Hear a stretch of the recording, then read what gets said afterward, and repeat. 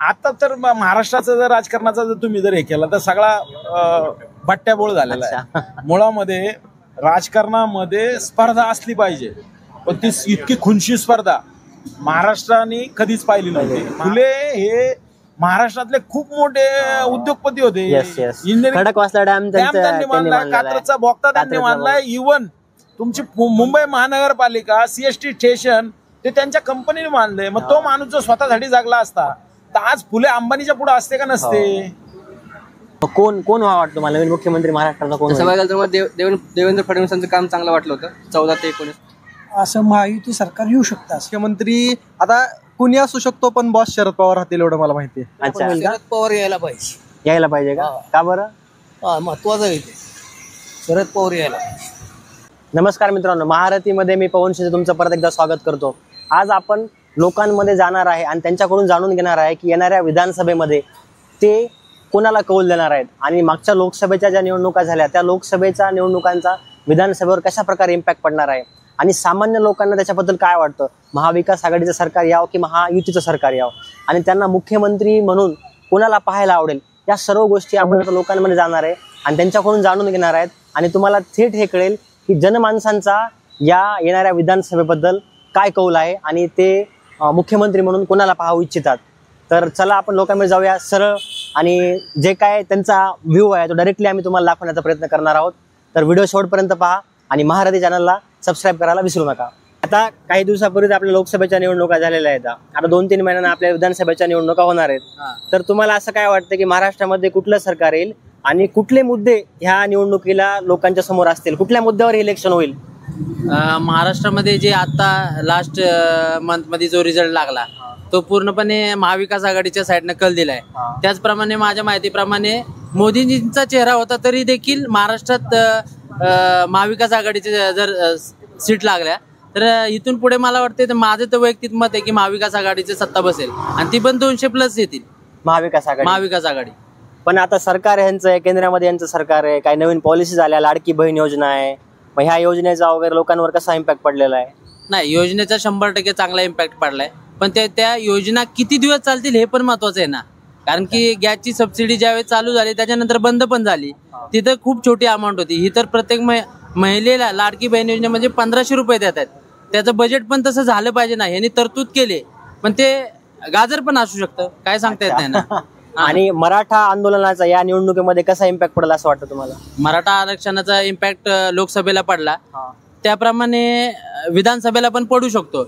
पण जसं की वंचितचं जसं 2019ला ज्यावेळेस विधानसभेला इम्पॅक्ट पडला, जो तसा इम्पॅक्ट थोडा पण रिव्हर्स येणार, म्हणजे जास्त इम्पॅक्ट मराठा आरक्षणाला लोकसभेत एवढा विधानसभेला नाही पडणार. लोकसभेत एवढा प्रमाणात पडणार नाही पडणार. पण आता महाविकास आघाडीचे सिंबल वगैरे आता आपण बघितलं बऱ्याच ठिकाणी सिंबलचा इश्यू झाला, लोकांपर्यंत सिंबल पोहोचले नाहीत, म्हणजे मशाल आहे किंवा पिपाणी याच्यामध्ये घोळ झाला. मग याच्यामुळे थोडं नुकसान होईल असं वाटत नाही का तुम्हाला? 100% प्रत्येक पक्षाचं त्याच्यामध्ये, आता शिवसेना उद्धव बाळासाहेब ठाकरे या पक्षाचं त्यांचं तर जास्त नुकसान झालं ह्या. कारण की तुम्ही मुंबईमधली अमोल कीर्तिकरांची सीट बघितली, 48 मतांनी अवघी पडली. तिथं जर त्यांचं धनुष्यबाण सिंबॉल असतं तर ती डेफिनेटली 20 ते 25 हजाराच्या फरकाने निवडून पण आली असती. हा फरक पडला ना. असेच बऱ्याच ठिकाणी तुतारीच्या जागेवर त्यांनी काय पिपाणी चिन्ह दिलं होतं. त्यामुळं आता आम्ही सातारा मधून बिलॉंग करतो, तर साताऱ्यामध्ये 32,000 मतदान हे 32,000 मतांनी लीड आली जी उदयनराजे भोसलेंना. पण तिथं पिपाणी जे चिन्ह होतं त्यांना 37,000 मतदान पडलं. मग त्याच्यामध्ये प्रत्येक जण वेल एज्युकेटेड मतदार नसतो, त्याच्यामुळे ते थोडं बघण्यात पिपाणी आणि तुतारी ह्याच्यामधला डिफरंट लोकांना कळायला नव्हता. आणि आता पुढचा महाविकास आघाडीचा किंवा महायुतीचा दोन्हीमध्ये महाराष्ट्राचा मुख्यमंत्री कोण असं तुम्हाला वाटतं? महायुतीचं जर सरकार आलं, नाही येणार पण आलं तर मी तुम्हाला सांगतो एकनाथ शिंदे साहेबच मुख्यमंत्री झाले पाहिजे. आणि महाविकास आघाडीचे उद्धव बाळासाहेब ठाकरे. अच्छा, या दोन पैकी कोणीतरी व्हायला पाहिजे. 100%. राष्ट्रवादीचा आणि काँग्रेसचा? राष्ट्रवादीचं नायक कोण तेवढे कॅपेबल नाही, आहेत कॅपेबल, पण त्यांनी जी आतापर्यंतची जी सत्ता भोगली त्याच्यामध्ये त्यांच्याकडून काय एवढं हे नाही झालं. आणि काँग्रेसचं नाही सांगता येत मी. काँग्रेसचं ठीक आहे. पण महाविकास आघाडीमध्ये जर सत्ता आली तर उद्धव बाळासाहेब ठाकरे आणि महायुतीची जर सत्ता आली तर एकनाथ साहेब शिंदे आले पाहिजे, कारण की आमचे गावाले आहेत. ठीक आहे, चालतंय. गावाला तुम्ही कोणत्या गावचे आहेत? महाबळेश्वर. ठीक आहे, चला धन्यवाद. थँक्यू.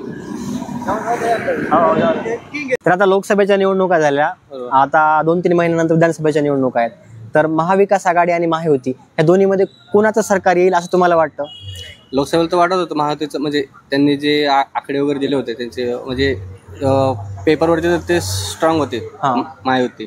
बट समहाऊ ते कास्ट बेस त्याच्यावरती थोडासा इम्पॅक्ट पडला. अजून तसं त्या पद्धतीने अरे भाऊ जा ना असतो काय ते चाललंय काय जितकं वाटत होतं की नाही का, म्हणजे तसं बघायला गेलं तर शरद पवार आणि बाकीच्या लोकांपेक्षा तरी यांचं काम तर तसंच आहे. म्हणजे दादा आणि शरद पवार मध्ये ऑलवेज मी तर चूज करेन अजित दादा, कारण त्यांनी आजपर्यंत कधी कास्ट बेसिसवरती पॉलिटिक्स वगैरे काही केलेलं नाही. आता त्यांना स्वतःचा चान्स मिळाला आहे, स्वतःचा स्टँड हे करण्यासाठी, लोकांसमोर दाखवून देण्यासाठी, जेणेकरून की ते स्वतःची आयडेंटिटी तयार करतील. पण मला वाटत म्हणजे तसं बघितलं तर शरद पवारांचं जे होतं ते आजपर्यंत राजकारण मी काही जास्त पाहिलं नाही. माझा जन्म 94 आहे. अच्छा, ठीक. माझा जेवढं वय आहे त्यापेक्षा दुपटीन त्यांचा राजकारणाचा अनुभव आहे. बट जसं ऐकण्यात आलं, जितकं मला समज आहे त्या पद्धतीने तर मला वाटतं त्यांचं ऐन निवडणुकीच्या वेळेस त्यांच्या सगळ्या निवडणुकांच्या मध्ये त्यांचं कास्टचा मुद्दा ते कुठून तरी आणतातच प्रत्येक वेळेस. कारण त्यांना ती ऑलवेज पॉलिटिशियन लोकांचं काय असतं, त्यांना फक्त सत्ता पाहिजे असते. प्रत्येकाचे स्ट्रॉंग पॉइंट्स वगैरे असतात. त्यांनी आजपर्यंत कधी विकासावरती मला वाटत नाही निवडणुका लढलेल्या. आता कोणाच्या सरकारला असं तुम्हाला वाटतं, महायुती सरकारला का महाविकास आघाडीचं? लोकशाही सगळ्यांचा विचार जर केला, जर सगळ्यांनी जर सगळं म्हणजे सगळ्यांची विचार करण्याची पद्धत वेगवेगळी राहते. आता ते साहेब म्हणतात पुरोगामी वगैरे आहे, पुरोगामी त्यांच्या पॉईंट ऑफ व्ह्यू बघायला तर पुरोगामी तर फक्त त्यांचं जातीपातीत अडलेलं आहे. नाही ते नाही, तुम्हाला कोण निवडून येईल असं वाटतं? महाविकास आघाडी लोकसभेनंतर तर मला याचं महायुतीचे चान्सेस कमी वाटतात. बट काय माहिती देवेंद्र फडणवीस काय करतात त्यावरती सगळ्या गोष्टी आहेत. आणि कुठल्या मुद्द्यावर तुम्ही आता जसं म्हणलं जातीवर इलेक्शन झालं नाही पाहिजे, कुठल्या मुद्द्यावर तुम्हाला असं वाटतं की इलेक्शन ऑब्वियसली विकासावरती? कारण सगळ्यांना म्हणजे मान्य सगळ्यांची परिस्थिती नसते की खाण्यापिण्याचे वगैरे सगळ्याचा प्रॉब्लेम असतो, सगळ्यांना जॉब वगैरे मिळत नाही. पण सगळ्यांना ते जर जॉबचं वगैरे म्हणायला गेलं तर प्रत्येकाची कॅलिबर असतं, त्यानुसार प्रत्येकाचं जॉब वगैरे मिळतो. जर प्रत्येकजण गव्हर्नमेंट जॉबच्या मागे किंवा जर मला हाच जॉब पाहिजे सगळ्याच ते स्पेसिफिक गोष्टी जर घेऊन बसलात तर मग ऑब्व्हियसली, कारण दुसऱ्यांवरती खापर फोडण्यामध्ये आपण म्हणजे आपल्या झालेल्या चुका दुसऱ्यांवरती खापर फोडण्यात माणसाचा स्वभाव येतो प्रत्येक वेळेस. त्यामुळे आणि मुख्यमंत्री म्हणून येणाऱ्या महाराष्ट्राचा नवीन मुख्यमंत्री म्हणून कोणाला पाहायला आवडेल? उद्धव ठाकरे, एकनाथ शिंदे, नवीन एखादा चेहरा का देवेंद्र फडणवीस? उद्धव ठाकरे तर बिलकुल नाही, स्पष्ट सांगतो. कारण ते 2.5 वर्षामध्ये काय कोविडमध्येच होतं सगळे, त्यामुळे काही म्हणे.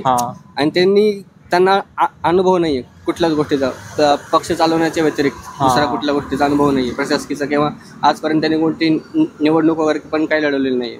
त्यामुळे मग कारण नेता कसा असावा, ऍटलिस्ट त्याला सगळ्या गोष्टीची जाणीव तरी असली पाहिजे. ऍटलिस्ट शरद पवार नाही म्हणलं तरी ते पण नेते आहेत, त्यांना अनुभव सगळ्या गोष्टींचा आहे, ते खूप खालून म्हणजे सगळ्या गोष्टींचा. मग कोण वाटतो मला नवीन मुख्यमंत्री महाराष्ट्राचा? कोण तसं बघायला तर मला देवेंद्र फडणवीसांचं काम चांगलं वाटलं होतं 14 ते 19 मध्ये.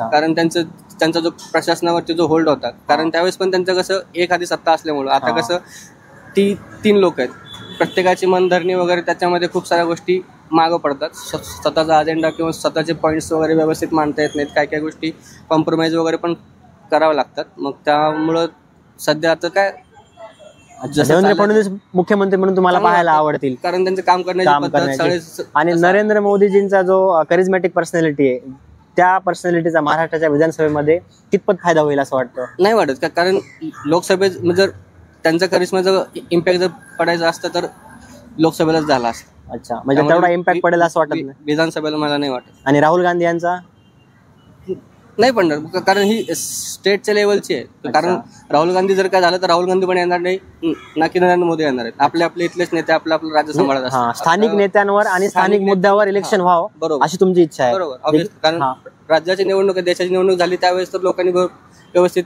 त्यांच्या बुद्धीला जे पडेल त्या पद्धतीने वोटिंग केलेलं. आता राज्यापुरतं मला नाही वाटत कोणी राष्ट्रीय नेत्यांचं वगैरे काही इम्पॅक्ट वगैरे पडतो. अच्छा, ठीक आहे. आणि मनोज जरांगे पाटलाच्या ज्या आंदोलनाचा ह्या विधानसभेवर कितपत इम्पॅक्ट पडेल असं वाटतं? इम्पॅक्ट तर लोकसभेत पण पडलाच आहे. आता पण काय आता समजेल तेव्हा समजेल पडेल असं वाटतं, कारण नाही म्हणलं तरी पण जातीबाजी राजकारण तर आहेच. ठीक आहे. एवढं मात्र फिक्स. ठीक आहे, धन्यवाद, थँक्यू. महारथी चॅनलला टाकतो हो, महारथी. चालतं, काय ठीक आहे, चालेल. नाही, म्हणजे लोकसभेत इलेक्शन झालं बरोबर आहे. तर मग आता ह्या विधानसभेला कुठले मुद्दे चालतील किंवा कुठल्या मुद्द्यावर इलेक्शन असं मला वाटतं? कुठले मुद्दे इलेक्शन मध्ये चालतील किंवा 2024 जे लोकसभेचं इलेक्शन झालं त्याच मुद्द्यावर विधानसभेची निवडणूक होईल का दुसरे कुठले मुद्दे येतील किंवा कोण जिंकल असं वाटतं विधानसभेला? त्याच मुद्दे चालणार, इलेक्शन म्हणल्यावर काय त्याच मुद्द्यावर चालणार ना. परत म्हणजे कुठले तरी विषय आरोग्याचा आहे, शेतीचा, आरोग्याचा आहे, शेतीचा आहे, हा. परत आरक्षणाचा विषय आहे, कुठला म्हणजे मराठा आरक्षणाचा विषय आहे. अच्छा. त्याच्यावरच चालणार ना आता. तो ते मराठा आरक्षणाचा मुद्दा परत चालेल असं वाटतं तुम्हाला? चालेल का नाही चालणार? तुम्हाला कोणत्या गव्हर्नमेंटचं सरकार येईल असं वाटतं? महाविकास आघाडी का महायुतीचं? महाविकास आघाडी. महाविकास आघाडीचं का बरं? म्हणजे असं काही कारण एक स्पेसिफिक का दुसरं काही आम्ही त्यांच्याच फॅन आहे ना. काय नाही का? पवार साहेबांचे फॅन आहे का? अच्छा. आणि पण शरद पवार साहेबाचा पक्षाचा जो विषय झाला त्यांचं चिन्हामुळे वगैरे 2-3 ठिकाणी घोळ झाले किंवा मतदान थोडं इकडे तिकडे झालं तर तसं परत झाल्यावर मग त्याचा फटका बसणार नाही का? पण महाविकास आघाडीच येऊ शकते असं वाटतं मला. अच्छा. आणि जे शरद पवारला आणि उद्धव ठाकरेला जी सिंपती भेटली ती सिंपती परत विधानसभेला राहील का? राहील ना. राहील 100% राहील. आणि मुख्यमंत्री म्हणून कुणाला पाहायला आवडेल? उद्धव ठाकरेला, एकनाथ शिंदेला का नवीन एखादा चेहरा? नवीन एखादा चेहरा. दोन्ही नको ते? दोन्ही नकोच आहे. का बरं? नवीन एखादा चेहरा. नवीन आता महाविकास आघाडीतलं काय कोणाला बहुमत मिळेल त्याच्यावर ठरवतील ना ते. अच्छा. तुमची पसंती सामान्य माणूस म्हणून कोणाची पसंती राहील? बघू आता कसं काय ह्याच्यावर ते. अच्छा, ठीक आहे. महाविकास आघाडीच्या ह्याच्यामध्ये कोण कोणाला हे करतात त्याच्यावर. अच्छा. पण हे महायुतीवाले किंवा ह्याच्यावाले तर बरेच आता लाडली बहीण योजना वगैरे त्यांनी आणली किंवा लोकांसाठी वगैरे पॅकेज वगैरे जाहीर होत आहेत, मग त्याचा फरक पडणार नाही असं वाटतं? काय होईल त्याचं? वाटतंय फरक पडल म्हणून. हा. पण तरी पण आता बघू ते कितपत चालते ते पण माहिती नाही ना आपल्याला. हा. आणि आता मनोज जरांगे पाटलाचा जो मुद्दा तुम्ही बोलला तो मराठवाड्यामध्ये जास्त प्रभाव आहे, पश्चिम महाराष्ट्रामध्ये किंवा ह्या साईडला पण त्याचा इफेक्ट होईल का तेवढा? होईल ना, इफेक्ट होणार ना. होणार का? मराठा समाज जास्त आहे त्यामुळे इफेक्ट होणार ना. ठीक आहे, चालतंय. आता नुकत्याच लोकसभेच्या इलेक्शन झाले 2024चे आणि 2-3 महिन्यामध्ये महाराष्ट्रामध्ये विधानसभेच्या निवडणुका आहेत. तर महाविकास आघाडी आणि महायुती या दोनमध्ये जर तुम्हाला सांगितलं तर तुम्हाला असं वाटतं कुठल्या आघाडीचं सरकार येईल? आता याच्यामध्ये कसं आहे, आत्ता महायुतीने एक चांगला निर्णय घेतलेला आहे.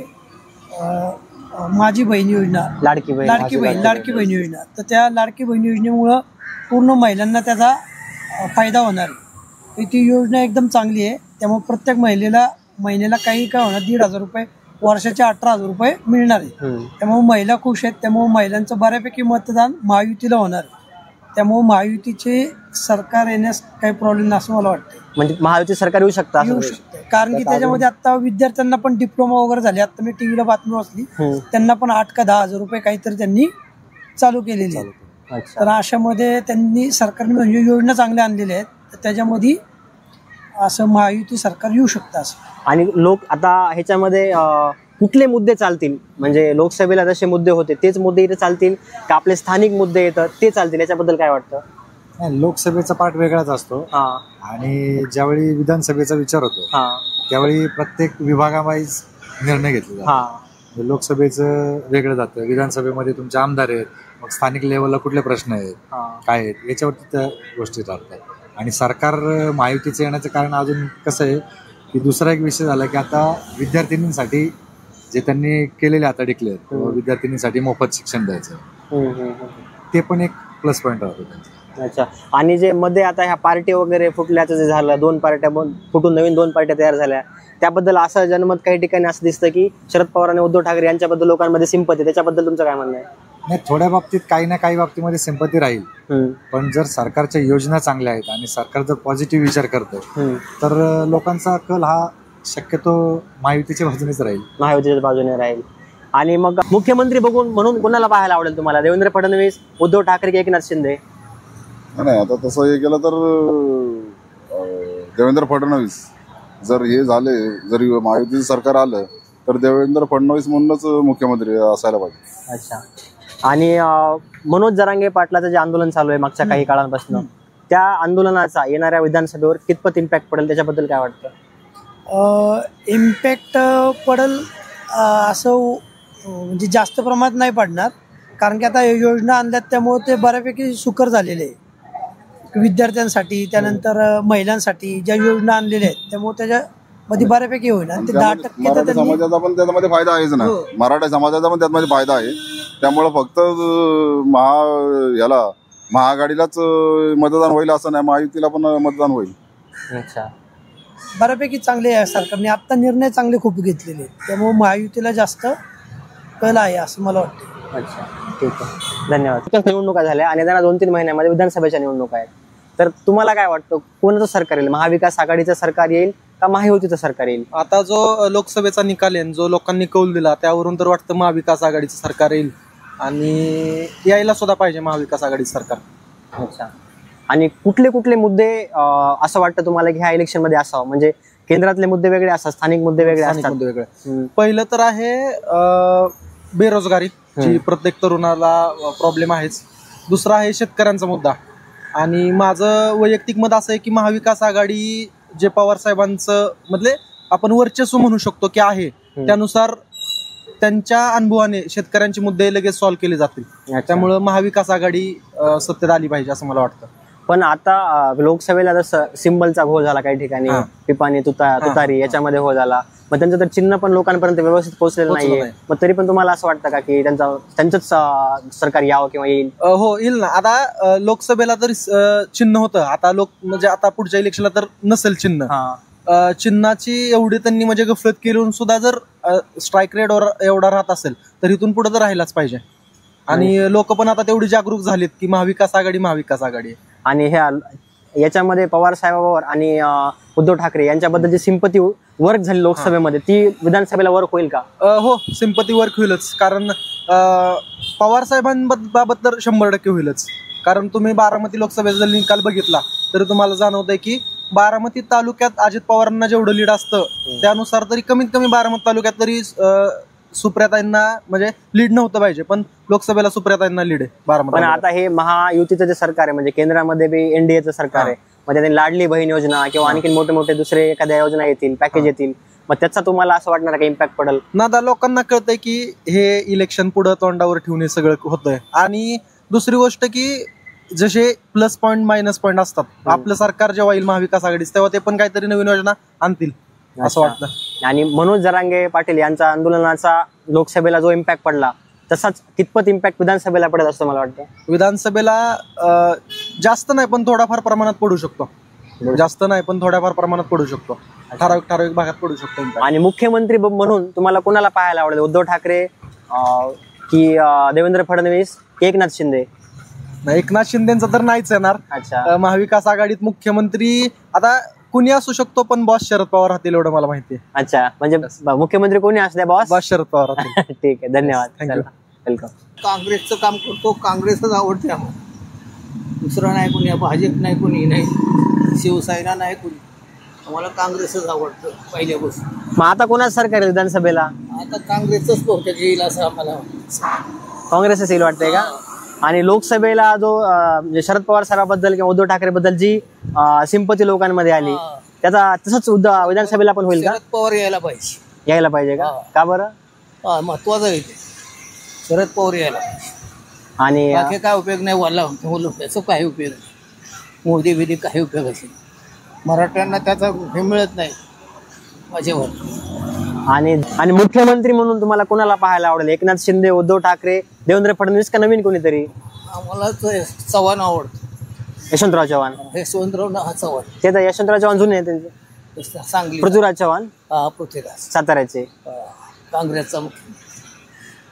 शंकरराव चव्हाण ते गेली होती. हो. आणि काँग्रेस बद्दल काय मग एवढं तुम्हाला काय आवडतं? काँग्रेस पहिल्यापासूनच आहे आम्हाला. आणि ते काँग्रेसमध्ये सत्य करतं काम, असे लवाडे करत नाही, त्यांना सत्य आवडतं. आणि राहुल गांधी बद्दल काय वाटतं? तो यायला पाहिजे, पंतप्रधान व्हायला पाहिजे. आता महाराष्ट्रामध्ये लोक त्याच्याकडे बघून मतदान करतील का? करतील. महाराष्ट्रात बहुतेक सहकार्य करतील. आता मुंबईला आलाय ना तो, आलाय, त्याचं सहकार्य मिळून द्या. ठीक आहे, काँग्रेस येईल यावारी. ठीक आहे, चालेल, धन्यवाद. चल, थँक्यू. बसू का इथं? थँक्यू. नाही नाही सहज महारथी म्हणून चॅनल आहे आपलं. जनरल तुम्हाला जे वाटतं असं काय नाही, विरोध किंवा सपोर्ट नाही जनरल माताला व्हॅल्यूच कुठे आहे असं कसं फरक पडतं ना. नाही पडत, फरक नाही पडत. तू काय म्हणायला लोक ऐकतात ना, 100% ऐकतात लोक. आता मागे जे सर्वे होतात ना, हे असे बघून लोकांचं मत तयार होतं. तुमचे किती व्ह्यूज होतात? 20,000 30,000 1.5 लाख किती पण जातं असं काय. महारथी हा. तर आता काय पुण्याचेच का सगळे? आहेत तिकडचे, पण राहायला आम्ही 8-10 वर्षाला पुण्यातच आहे. इथेच राहतो वर. एजन्सीने काम घेतलंय का? नाही नाही, आम्ही स्वतः आमचं चॅनल आहे. हा पर्सनल चॅनल आहे, दुसऱ्याचं नाही. यांनी दिले ना आताच बाईट. घेऊ का गाथा? वेळ घ्या तुम्हाला थोडा. घेऊ का? हा. तर आता नुकत्याच लोकसभेच्या निवडणुका झाल्या आणि आता काही दिवसांनी विधानसभेच्या होणाऱ्या निवडणुका आहेत. तर या निवडणुकांमध्ये जे लोकसभेला मुद्दे प्रभावी ठरले तेच मुद्दे प्रभावी ठरतील का? कुठल्या मुद्द्यावर महाराष्ट्राचं विधानसभेचं पुढचं इलेक्शन होईल तुम्हाला वाटतं? मुळात इलेक्शन ही मुद्द्यांवर राहिलेलीच नाही आजच्या कंडिशनला. एक सर्वसामान्य भारताचा नागरिक म्हणून जर तुम्ही आज मीडियाची लोक काम करतायत, तुम्ही जरी विचार केला तरी तुम्हाला ते जाणवल की इलेक्शन जी लोकशाहीमध्ये सर्वात महत्वाचा दुवा आहे इलेक्शन. आणि इलेक्शन घेत असताना त्या सर्वसामान्य नागरिकाच्या मताला इतकं महत्त्व दिलं जातंय, ते फक्त मेजॉरिटीसाठी दिलं जातंय.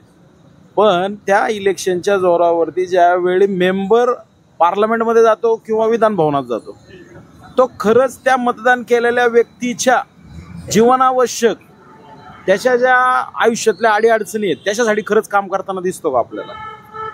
तर तो सपशेल नाही दिसत.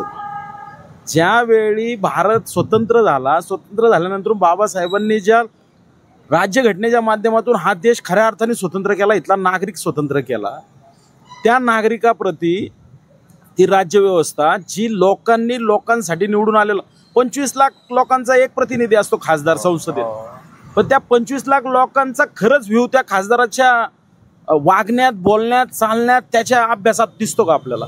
यांचे मुद्दे कोणते आहेत? यांचे मुद्दे राम मंदिराचे आहेत, यांचे मुद्दे आता नवीन विशाळगडावरच्या अतिक्रमणाचे आहेत, यांचे मुद्दे मोहरम मध्ये संदल निघले नाही पाहिजे ह्याच्यासाठीचे आहेत, यांचे मुद्दे ते जैन धर्मियांचा कोणता सण येतो त्या सणामध्ये कोंबडी बकरी मासे मच्छी विकली नाही गेले पाहिजे, हे मुद्दे आहेत यांचे. आपण कोणत्या लोकशाहीत राहतोय, कोणत्या देशात राहतोय जिथं 85 कोटी लोकांना फुकट अन्नधान्य देण्याचं आपण आव्हान आणतोय?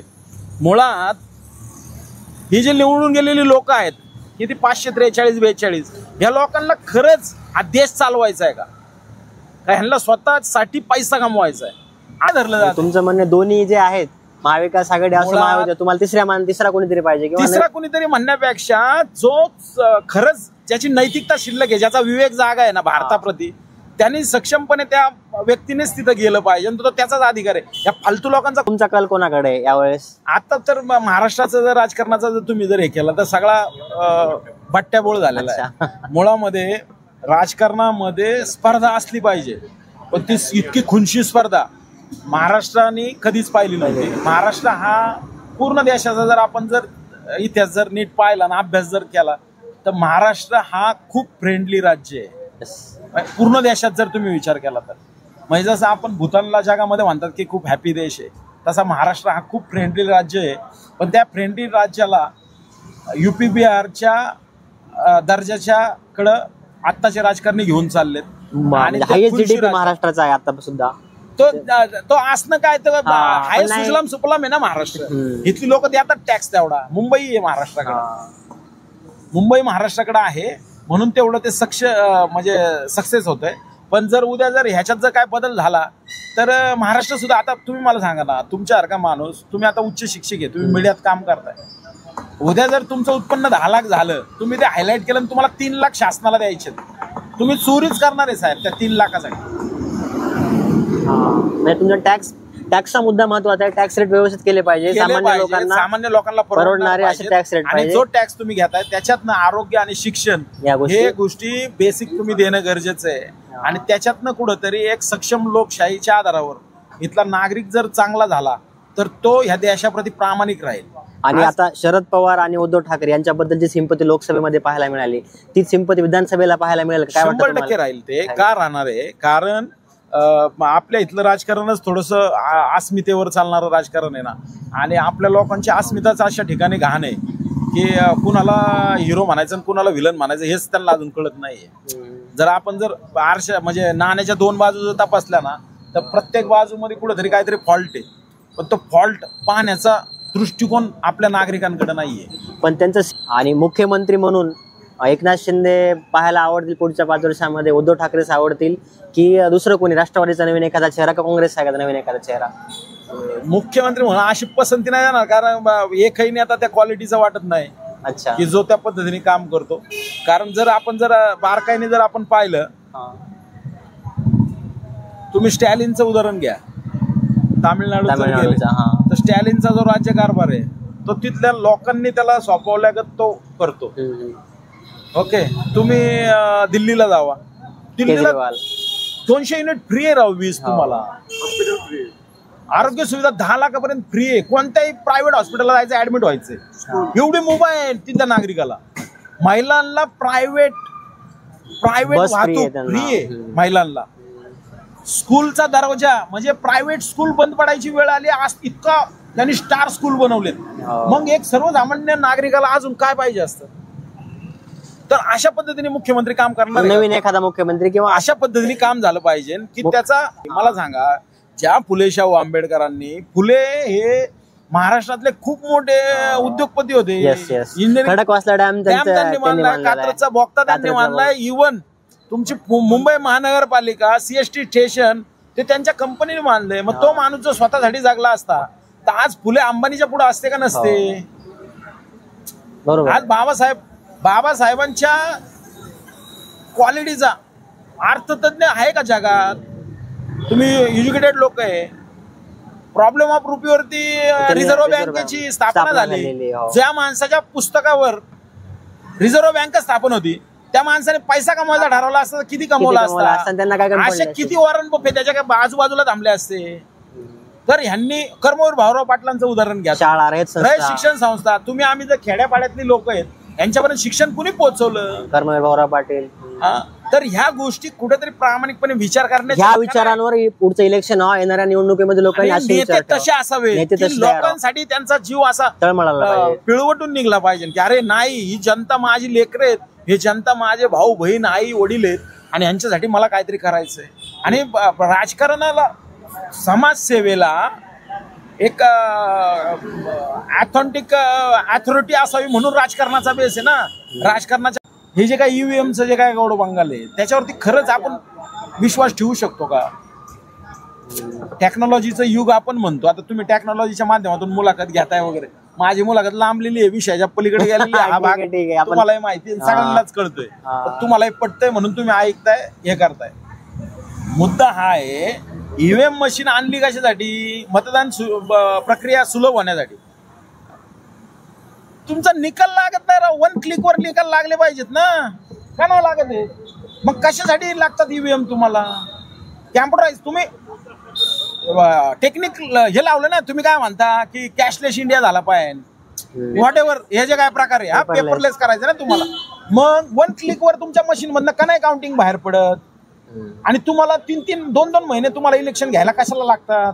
तुमच्याकडे एवढा पैसा कमी आहे की तुम्ही तेवढे ईव्हीएम उभे नाही. महाराष्ट्रामध्ये किती 5 टप्प्यामध्ये इलेक्शन झालं होतं. 5 टप्प्यामध्ये इलेक्शन झालं. तर हा जो काय प्रकार आहे हा लोकशाहीला घातक आहे. हा कुठंतरी स्वतःला विन करण्यासाठी थोडीशी स्पेस घेऊन काहीतरी गौडबंगाल करण्यासाठी केलेला खेळ वाटतो.